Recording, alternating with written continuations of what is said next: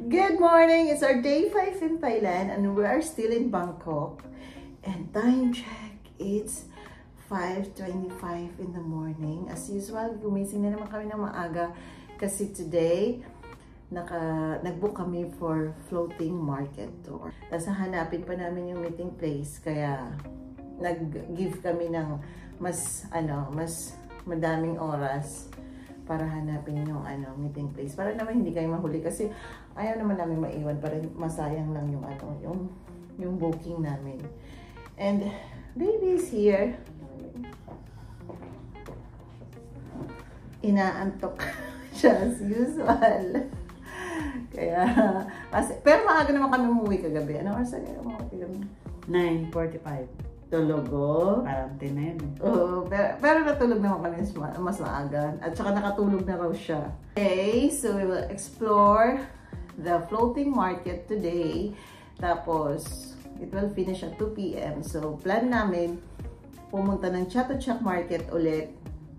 And then, pag may energy pa, magkakausan road kami tonight. Andito na kami sa train station. So, nandito kami sa Nana. Ang tagal namin hinanap yung National Stadium. Na-explore na namin lahat-lahat. Dito lang pala siya. So, from E3, pupunta kami ng Siam. And then, interchange kami papuntang National Stadium. Nakabili na kami ng ticket, guys. Guys, kami lang yata yung turista na maagang lumalabas ng hotel. Kasi kailangan. Ewan ko kay baby. Gusto niya yung maaga. Akala mo lang yun. Pero pagdating natin doon sa meeting point, andun na yung mga ibang tao. Guys, ganito talaga yan siya kahit saan lumalaban. Ito pa lang ang guys, tao. Kami pa lang ang first customer. First customer ng train ng BTS. Ayan ang outfit ni baby. So guys, ito talaga yung outfit ko. Pinili ko po tabi sa kagabi sa Jude Fairs. Ayan yung short kahapon sa Chatuchak. But then, isa lang yung jacket ko nadala. So ito na lang lagi sinusot ko jacket. Though nakabili naman ako kahapon pero hindi siya matchy-matchy sa suot ko today. Kaya, ito yung sinuot ko. So later, syempre pag tanghali na, mainit na, tatanggalin ko na yung jacket. So ito na yung OOTD for the day. And shoes by Amari Shoes.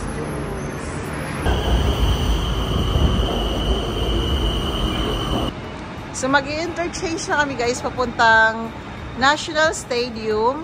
And wala pang pasahero kundi si baby palang at saka ako. Baby, come on. Oh, okay. Kita niyo yan, guys. Kami yung tao. So, ayan yung stadium, guys. So, dito, what to expect in Bangkok. Maglalakad at maglalakad ka sa mga hindi uso sa kanyang escalator. So, hagdanan talaga. So, hahanapin namin yung exit number 4 kasi doon daw yung papunta doon sa MBK Center na mall kasi doon ang meeting point namin. So guys, ayan na si baby, mag-exit na siya. So, as your first passenger of BTS train, tawag nila sa train nila is BTS. So dito ang meeting point guys, Don K. Kung maaga kami, na nirereklamo ni baby, may mas maaga pa. Eto, nagpaparegister na sila. So, paregister na tayo. Papacheck natin yung ating booking number. So, we're ready to go. And we arrived early. Congratulations to us, baby! Kaya dapat nakikinig ka sa akin, di ba? So, mayroon na kami sticker, guys. It says Uno. Yan yung sticker namin.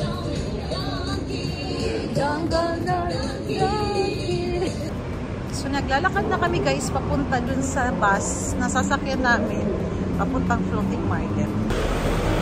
So ito na yung bus na sasakyan namin guys. I think 1 hour to na magta-travel. English speaking, to the floating market we will take a boat along the canal, the Sampan boat. So that we will go to the train market. The train market. Go to the train market and to see, and we also get on the train. Hello guys! So, ang bayad ng CR nila is 5 baht.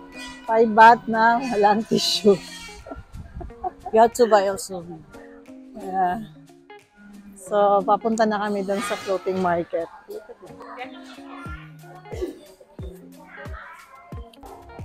Bibi, ito na yung napanood kong movie.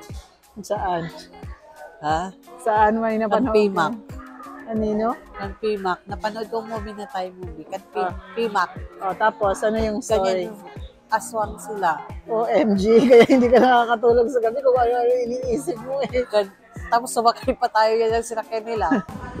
So guys, dun kami sasakay sa boat na yan. Dapat 6 person lang sa isang boat. Pero dahil last batch kami ng tour namin na to, so 4 lang kami. Ika, 1-1. 1-1.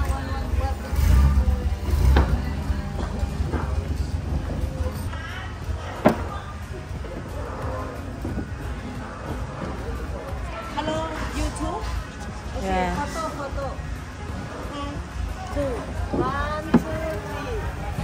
So guys, ready to explore the floating market.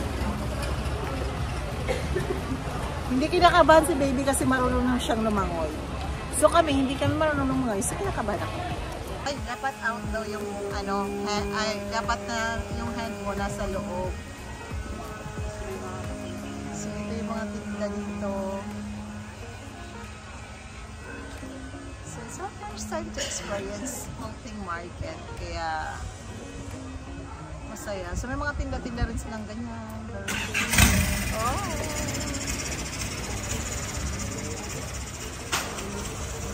So, ang mga pantay sarado pa. So, yung presyo niya is parang kapresyo lang naman siya doon sa may ano, sa Chiang Mai. Ay, mas mahal pa nga doon sa may Chiang Mai. 90 doon.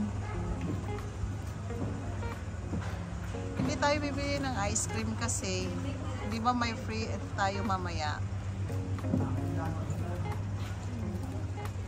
Coconut ice cream, coconut water. Yung weather now is hindi masyadong mainit, malamig-lamig siya kaya perfect lang sa nagtutour kasi umaga yung kinuha namin tour kaya mas maganda siya guys. So, papasok na kami dito sa may parang bridge.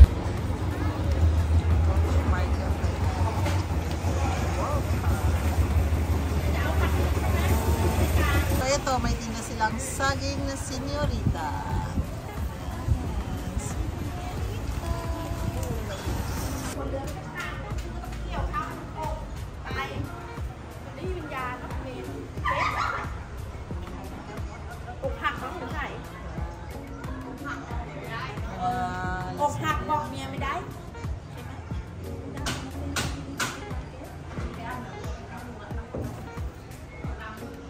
Okay, nag-i-enjoy si baby.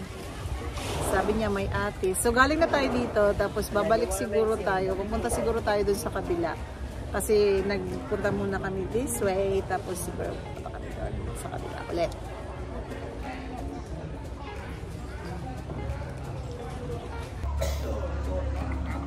Kahit yung kasama natin, baby, no, hindi rin sila bumili. No? Kahit yung kasama natin, hindi rin sila bumili. Ano yung ginagawa niya?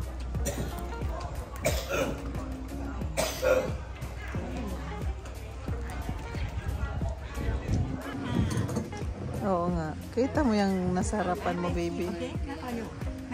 Okay.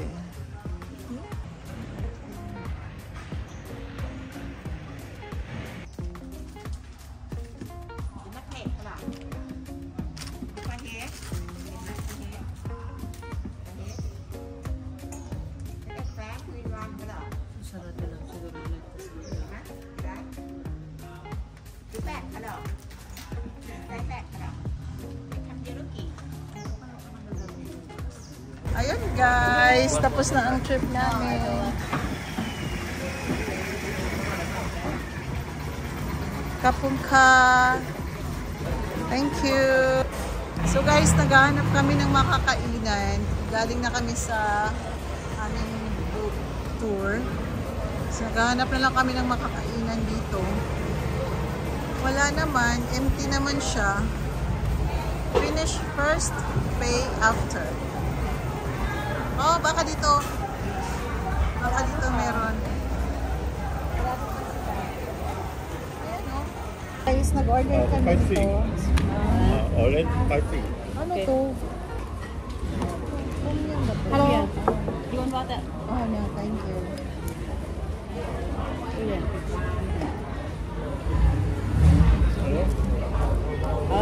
Thank you.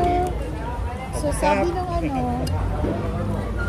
ng daw, sabi ng tinda sa amin, dapat daw, halo-halo. Mekos na yan, insan. Okay, it's our moment to shine. Yung baidan ko na, baby. Try mo what it is. No spicy. Wait. Little bit. Very good. Which? Where? Orange spicy. Hindi na. Gusto mo na puting araw na? Hindi na. Kaya